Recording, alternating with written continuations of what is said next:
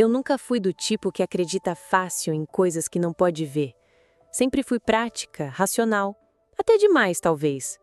Mas naquela noite, algo mudou em mim para sempre. Foi na ala 6 do Hospital Santa Clara, o setor que todo mundo evita no turno da madrugada. Uma paciente que não constava em nenhum prontuário, um sussurro que ninguém além de mim parecia ouvir, um cheiro de jasmim que surgia do nada, sempre às 3 da manhã.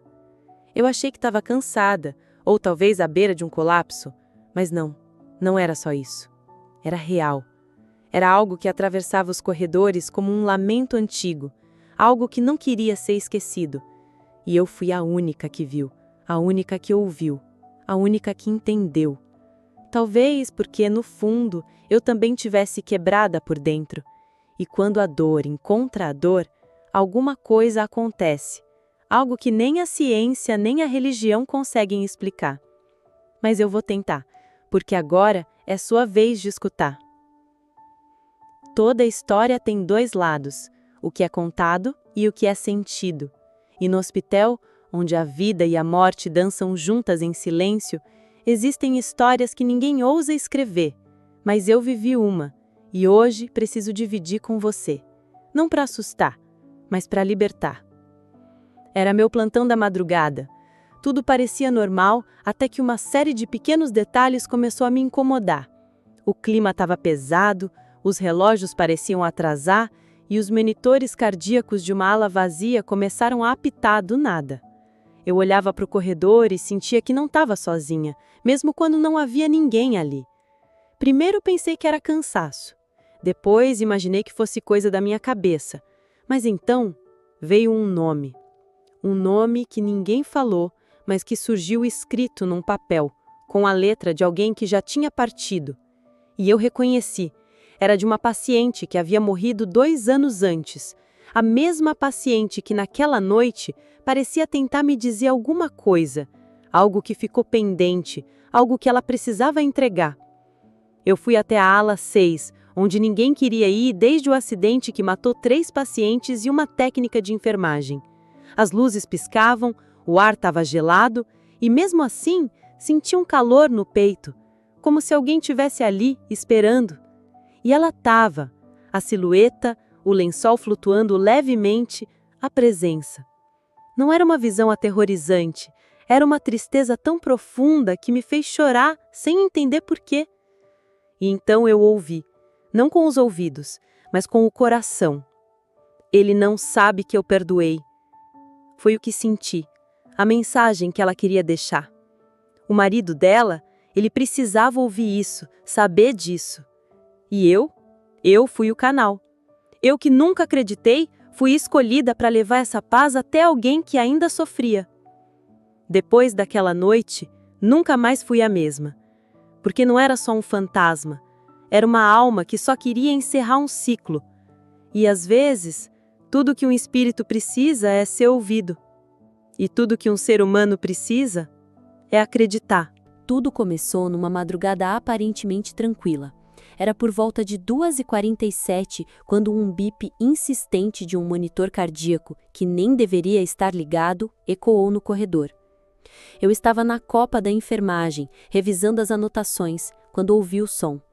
Primeiro, achei que fosse da aula 3, onde um paciente idoso tinha histórico de arritmia, mas, ao verificar, vi que todos os aparelhos estavam normais, nenhuma alteração, nenhum alarme. Voltei, estranhando o barulho que agora parecia vir de outro lugar. Olhei para o painel de controle e percebi que o monitor da ala 6 estava ativo. Só que a ala 6 estava vazia, desativada desde o acidente trágico que matou 3 pacientes e uma técnica de enfermagem há exatos 2 anos. Desde então, ninguém mais tinha coragem de entrar lá sozinho. Dizem que coisas estranhas aconteciam, luzes piscando, vozes distantes e até mesmo vultos. Eu nunca dei ouvidos. Até aquela noite. Peguei a lanterna e fui. Cada passo naquele corredor parecia mais lento, como se o tempo tivesse se esticando. O ar era denso, umidade excessiva talvez, ou talvez não. Quando cheguei à porta da sala 309, a luz do teto acendeu sozinha, e por um segundo vi a sombra de alguém passando pelo fundo do quarto. Coração acelerado, pele arrepiada, mas continuei. Empurrei a porta, esperando encontrar algum invasor, talvez algum morador de rua ou até um paciente perdido, mas não havia ninguém. Só um frio inexplicável. O monitor cardíaco piscava em ritmo constante, como se tivesse conectado a um paciente invisível. Me aproximei, tentando entender. Foi quando percebi algo no leito, um papel dobrado, deixado com cuidado sobre o travesseiro. Peguei. Era uma folha de prontuário. Mas o que me fez gelar não foi o papel em si, foi o nome escrito nele. Ana Clara Oliveira. Eu me lembrava dela. Jovem, tinha morrido ali, naquela mesma sala, 2 anos atrás. Uma parada cardíaca fulminante. Eu mesma tinha feito a anotação final do prontuário. E aquela folha era a mesma, rasgada exatamente no canto superior esquerdo, com um borrão de tinta roxa que eu mesma tinha deixado. Aquilo era impossível, impossível. Voltei correndo para a copa da enfermagem, mostrei a folha para o técnico que estava de plantão comigo. Ele ficou pálido. Também lembrava da Ana Clara. Foi ele quem a encontrou sem vida, naquela mesma cama. Na época, ele ficou abalado por semanas. Disse que sentia que ela queria dizer algo, que morreu com o coração pesado, mas nunca teve certeza. Aquela folha reacendeu algo nele, como se fosse um aviso. Decidimos então olhar as câmeras de segurança. Pedimos ao segurança noturno. Ele estranhou o nosso pedido, mas acessou as gravações. Avançamos direto para 2h47. O que vimos ali, até hoje não conseguimos explicar. Às 2h46, a câmera da ala 6 mostra claramente a porta se abrindo sozinha. E então, algo atravessa o corredor. Não era uma pessoa, não era um animal, era uma silhueta, nebulosa, translúcida, como fumaça andando em pé. A imagem ficou borrada por alguns segundos. Depois, silêncio, e então o monitor cardíaco começou a apitar. O segurança ficou tão assustado que se recusou a continuar assistindo. Nós também estávamos em choque, mas, por algum motivo, eu não conseguia me afastar da ideia de que aquilo era um pedido de ajuda, de alguém que não tinha conseguido ir embora. Lembrei que dias antes de morrer, Ana Clara escreveu uma carta para o marido, mas nunca entregou. Ela estava internada há mais de um mês com uma condição cardíaca rara e sempre dizia que precisava conversar com ele, mas tinha medo de não ser ouvida, tinha medo de não ser perdoada. No prontuário original, ela escreveu no verso: "Se eu não conseguir sair daqui, diga a ele que eu perdoo tudo e que ele não tem culpa." Mas essa parte nunca foi oficialmente registrada. Foi arrancada do arquivo antes da família ter acesso. Motivo? Nunca soubemos. Mas agora, com aquele papel em mãos, tudo voltava. Era como se ela mesma tivesse voltado para garantir que a sua última mensagem fosse ouvida. E naquele instante, tudo mudou. A partir dali, a história tomaria um rumo que desafiaria tudo que eu acreditava sobre vida, morte e o que acontece quando uma alma ainda tem algo a dizer. No terceiro plantão depois do ocorrido, algo mudou no corredor dos fundos. A luz da luminária do teto começou a piscar todas as noites por volta das 3 da manhã, como se algo ou alguém estivesse ali, interferindo. Os técnicos diziam que era problema elétrico, mas o eletricista não encontrava falha. A lâmpada era nova. E mesmo trocando 3 vezes, o piscar continuava. Eu passei a andar com uma lanterna no bolso do jaleco porque a luz cortava sozinha quando eu mais precisava. Certa madrugada, fui chamada para checar uma paciente com taquicardia no quarto 218. O monitor apitava alto, mas quando entrei, o quarto estava vazio. A cama feita, sem nenhum paciente registrado ali há semanas. Fiquei parada por alguns segundos, sentindo o ar gelado, a pele dos meus braços eriçada, O monitor cardíaco continuava apitando e eu podia ver a linha no visor se mover, como se houvesse um coração batendo ali. Desliguei o aparelho com mãos trêmulas e voltei apressada. Falei com a supervisora, mas ela apenas balançou a cabeça. Deve ser interferência. Às vezes acontece. Às vezes? Aquilo nunca tinha acontecido, nem comigo, nem com mais ninguém. Mas no dia seguinte, ouvi outra enfermeira dizer que o quarto 218 tinha sido onde ficava a ala de isolamento, anos atrás, durante a epidemia de meningite. Muitos morreram ali. Alguns dizem que nem todos partiram. Na semana seguinte, comecei a notar um detalhe estranho nos prontuários. Alguns documentos apareciam com alterações feitas à caneta, mas com caligrafia antiga, cursiva, como se fossem de outro tempo. Uma paciente chamada Antônia, 74 anos, com pneumonia, foi internada no quarto 222. Cuidávamos dela todos os dias, mas uma noite, ao chegar para o plantão, procurei seu nome no sistema e não havia nada. Nenhum registro de entrada, nenhuma ficha, nenhuma transferência. Fui até o quarto. Ela estava lá, sentada na cama. Me olhou com ternura e disse: "Eu sabia que você ia voltar." Eu respondi que precisava verificar seus dados. Ela sorriu e disse: "Não vai encontrar. Não tô nos papéis." Me arrepiei, dos pés à cabeça. Tentei disfarçar. Peguei seus sinais vitais, normais. Mas quando voltei com a supervisora, o quarto estava vazio. As cobertas ainda quentes e a flor que ela havia posto no criado-mudo, uma orquídea branca, murchava rápido, como se o tempo ali corresse diferente. Comecei a desconfiar que o que acontecia naquele andar ia além do físico. Era como se a dor e o sofrimento acumulados nas paredes, nos corredores, nos leitos, tivessem criado uma espécie de presença, de camada invisível. Os idosos pareciam perceber. Um senhor em paliativos dizia todas as noites que ouvia uma moça cantando no banheiro do fundo. Cantava baixinho, uma melodia triste em francês. Ninguém mais ouvia. Até que um dia, passei por lá sozinha e ouvi.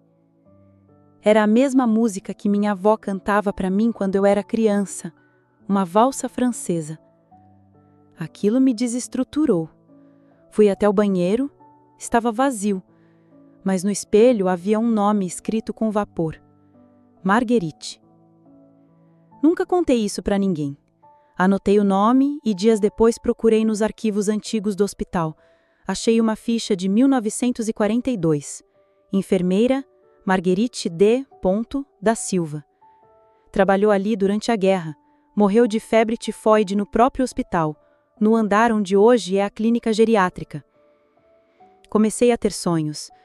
Sonhos com pessoas que eu não conhecia, mas que me olhavam como se esperassem algo de mim.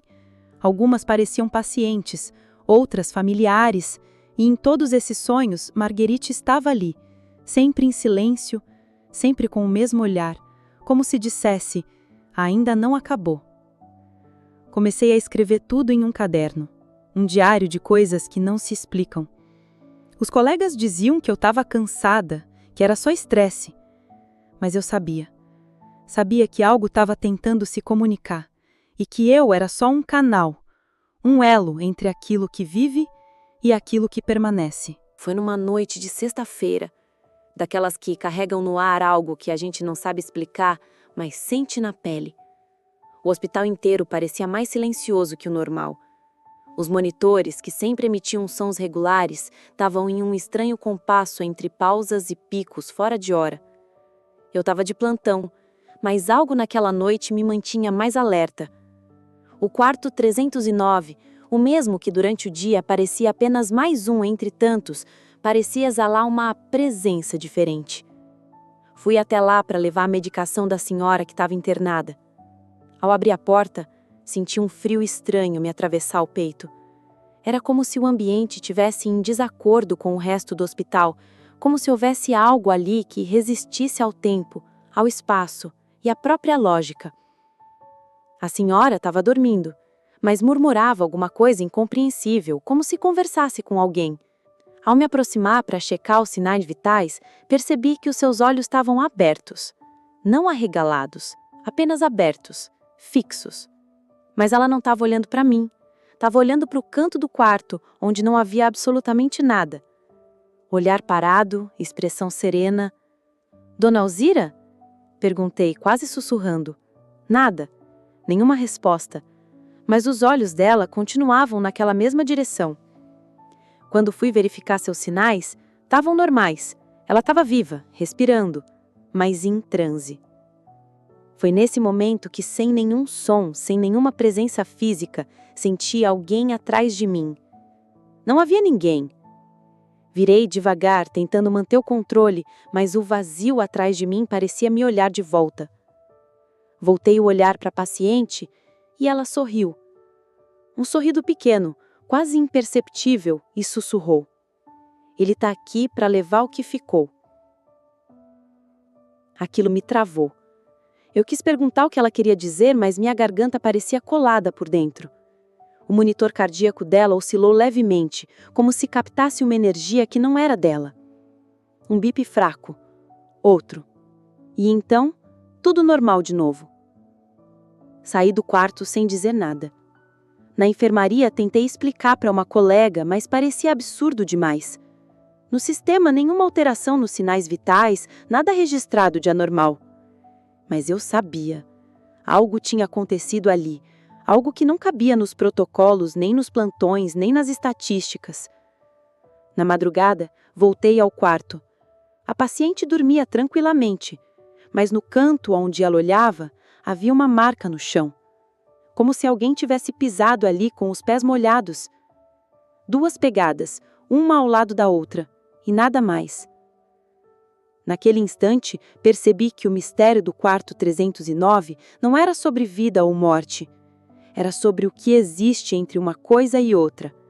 Algo que a maioria prefere não ver, mas que, uma vez revelado, nunca mais desaparece. No momento em que a enfermeira entrou novamente no quarto 309, o ar parecia mais denso, como se algo invisível pressionasse seu peito. O monitor cardíaco apitava em um ritmo anormal, como se o próprio aparelho também tivesse nervoso.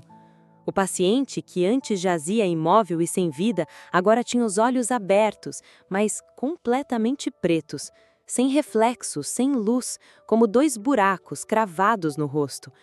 A enfermeira congelou, queria gritar, mas sua voz não obedecia. Um sussurro se espalhou pelo quarto, vindo de todos os cantos e de canto nenhum. Era como se várias vozes sussurrassem ao mesmo tempo, em línguas que ela não entendia. O ar ficou mais frio e o cheiro de éter deu lugar a algo pútrido, um fedor de carne queimada misturado com terra molhada. O paciente virou o rosto lentamente, encarando a enfermeira com aquele olhar vazio e inumano.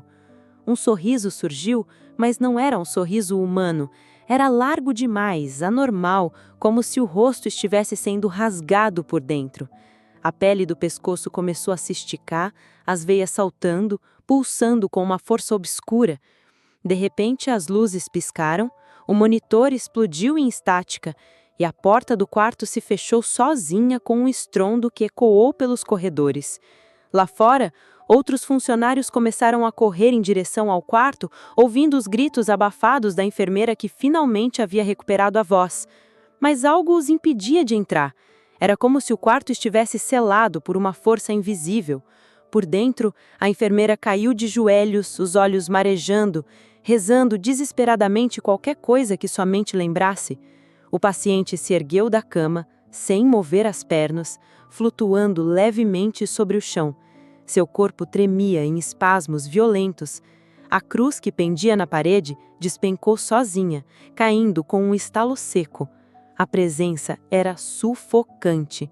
Não era apenas medo, era a certeza de que algo que não deveria existir estava ali, diante dela. A enfermeira viu o rosto da mãe do paciente se formar na sombra projetada na parede, chorando silenciosamente. A sombra estendeu uma mão até o corpo do filho e ele caiu de volta na cama como um peso morto. O silêncio voltou abruptamente, como se o quarto inteiro tivesse prendido a respiração e agora exalasse de uma vez. As luzes pararam de piscar, a porta se abriu sozinha, Os colegas entraram correndo, encontrando a enfermeira em estado de choque e o paciente realmente morto. Desta vez, sem dúvida. Pupilas dilatadas, respiração ausente, coração imóvel. Mas algo estava diferente. O corpo parecia mais leve, mais sereno, como se aquilo que o habitava finalmente o tivesse deixado. Um médico tentou reanimá-lo, mas todos sabiam que não adiantaria. O prontuário registrou o óbito às 3h33, a hora exata em que os antigos diziam que o véu entre os mundos se torna mais fino. A enfermeira foi afastada por recomendação psiquiátrica, nunca mais voltou ao hospital. Seu relato foi arquivado como histeria induzida por estresse, mas quem esteve naquela ala naquela noite jura que o quarto 309 ficou frio por semanas. Juras sussurradas, o cheiro que ninguém conseguia tirar e uma sensação permanente de que, embora o paciente tenha partido, o que veio visitá-lo ficou. Desde aquela noite, ninguém mais consegue dormir tranquilo quando é escalado para os plantões da madrugada, e o quarto 309 permanece fechado, intocado, como se o próprio hospital tivesse medo de abri-lo novamente, como se todos soubessem que há portas que, uma vez abertas, jamais deveriam ser cruzadas novamente. O tempo parecia ter parado naquela última noite. O silêncio do hospital era diferente, como se até os aparelhos respeitassem o que estava prestes a acontecer. Entrei no quarto 309 uma última vez, sentindo um arrepio estranho percorrer minha espinha. O Sr. Elias estava acordado, olhando fixamente para o teto, como se conversasse com alguém invisível. Quando me aproximei, ele virou o rosto para mim e disse com uma voz calma demais para a situação: "Ela voltou, e agora ela quer que eu vá com ela." Tentei manter a compostura, mesmo sentindo um frio subir pelas pernas. Ele sorriu, um sorriso sereno, quase infantil. Tocou minha mão com suavidade e completou: "Mas eu não tenho mais medo." Naquele instante, o monitor cardíaco parou. Nenhum alarme disparou, nenhum som. Somente o silêncio absoluto, como se o hospital inteiro tivesse parado para ouvir o partir. O corpo dele permanecia ali, mas havia uma paz tão profunda no ar que parecia que a morte, pela primeira vez, não tinha vindo como inimiga. Fiquei alguns minutos ao lado dele em silêncio. Não havia mais explicações, apenas a certeza de que, de alguma forma, algo além deste mundo tinha se manifestado naquele quarto. Mais tarde, voltei aos registros e percebi que o nome da paciente do leito ao lado, que supostamente tinha falecido semanas antes, jamais existiu nos arquivos. Nenhuma ficha, nenhum prontuário, nenhum vestígio. Era como se aquela mulher de olhos fundos e vestido antigo tivesse surgido apenas para acompanhar Elias em sua última viagem. Desde então, nunca mais vi aquele quarto com os mesmos olhos. Alguns colegas juram que sentem arrepios ao passar por ali. Outros evitam escalar plantões naquele corredor. E eu apenas carrego essa história comigo, não para entender, mas para lembrar que há fronteiras que a ciência não alcança. Há despedidas que não são solitárias, e há presenças que voltam, apenas para buscar quem amaram. Às vezes, o que testemunhamos dentro de um hospital vai além de diagnósticos e prontuários, vai além da técnica, da rotina ou da ciência. São momentos em que a realidade se dobra, silenciosamente, diante do inexplicável. Momentos em que sentimos que há algo mais, algo que escapa aos olhos e invade a alma. Aquela noite no quarto 309 me ensinou que nem todas as mortes são apenas o fim. Algumas são reencontros, algumas são libertações, e outras são convites para acreditar no invisível. Passei anos tentando racionalizar tudo o que vivi. Busquei explicações médicas, pesquisei registros, tentei convencer a mim mesmo de que era apenas o cansaço ou a influência do ambiente. Mas nenhuma lógica foi suficiente para apagar a sensação que ficou gravada em mim. A sensação de que o amor, de alguma forma, vence a distância entre este mundo e o próximo, que há vínculos que nem a morte consegue romper. Hoje, quando passo pelos corredores silenciosos e vejo pacientes em seus momentos mais vulneráveis, lembro do olhar do Sr. Elias, calmo, confiante, pronto. Lembro que o medo se dissipa quando há algo ou alguém esperando do outro lado. Talvez nunca tenhamos todas as respostas. Talvez a vida seja mesmo feita de mistérios que não cabem em palavras.